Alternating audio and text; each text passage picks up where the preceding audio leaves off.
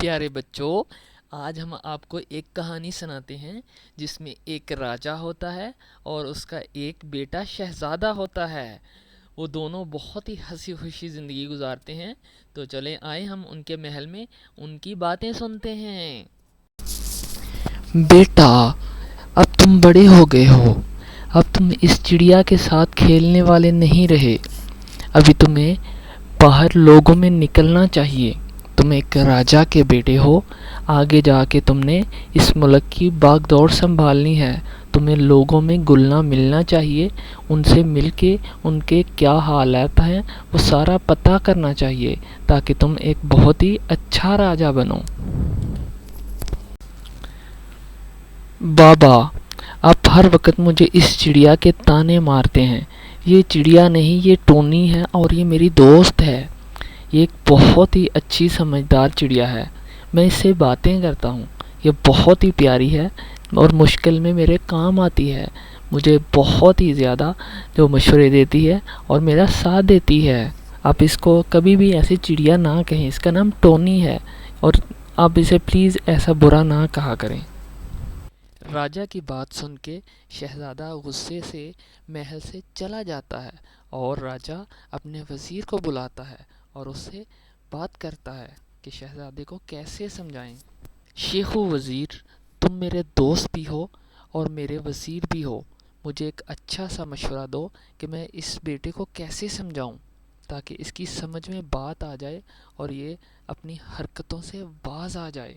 ابھی یہ چھوٹا بچہ نہیں ہے۔ میرے حضور، شہزادہ بہت ذہین ہے۔ اگر آپ ان کی قابلیت آزمانا چاہتے ہیں تو آپ ان کو نیلے شیطان سے طلسمی انگوٹھی لانے کو کہیں۔ مجھے یقین ہے شہزادہ ضرور لے آئیں گے اور سب کی نظروں میں ایک شہزادہ ہونے کے لائق عزت بھی حاصل کر لیں گے اور لوگوں کا اعتماد بھی ان کے اوپر برقرار رہے گا۔ ہاں وزیر، تم نے بہت اچھا مشورہ دیا ہے۔ میں آج ہی اس کو اس نیلے شیطان کے پاس بھیجتا ہوں اپنی خاندانی طلسمی انگوٹھی لانے کے لیے۔ تو اس طرح شہزادہ ٹونی چڑیا کے ساتھ ایک بہت ہی خطرناک سفر پر نکل جاتا ہے جہاں اس کا سامنا ایک نیلے شیطان کے ساتھ ہونے والا تھا۔ تو یہ شہزادے کی زندگی کا بھی سوال تھا۔ تو آئیں دیکھتے ہیں آگے کیسے شہزادہ کا سفر کیسا رہا۔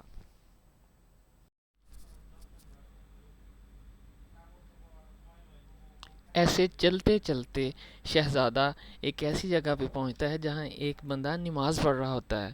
وہ اتنا محو ہوتا ہے اللہ کی عبادت میں کہ پیچھے سانپ آ کے اس کو ڈسنے لگتا ہے۔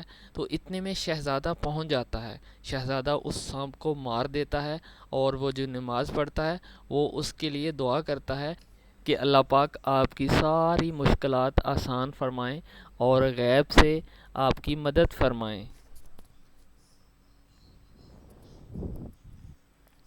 تو چلتے چلتے شہزادہ آخر کار اس شیطان تک پہنچ ہی گیا۔ جب شہزادہ شیطان کے پاس پہنچ تو کیا دیکھتا ہے کہ شیطان اپنی پوری جادوائی کاموں کے اندر مصروف ہے۔ وہ اپنے جادو کے اندر ایسے مگن تھا کہ اسے کسی چیز کی ہوش نہیں تھی۔ تو شہزادے کو فوراً وہ دعا یاد آئی۔ شہزادے نے اللہ سے مدد مانگی اور دیکھتے ہی ایک پری نمودار ہوئی۔ اس پری نے جادوگر کا ایسا شیطان کا برا حال کیا کہ وہ فوراً سے بھاگ گیا اور پری نے بتایا کہ ابھی یہ پری انگوٹھی آپ لے جا سکتے ہیں۔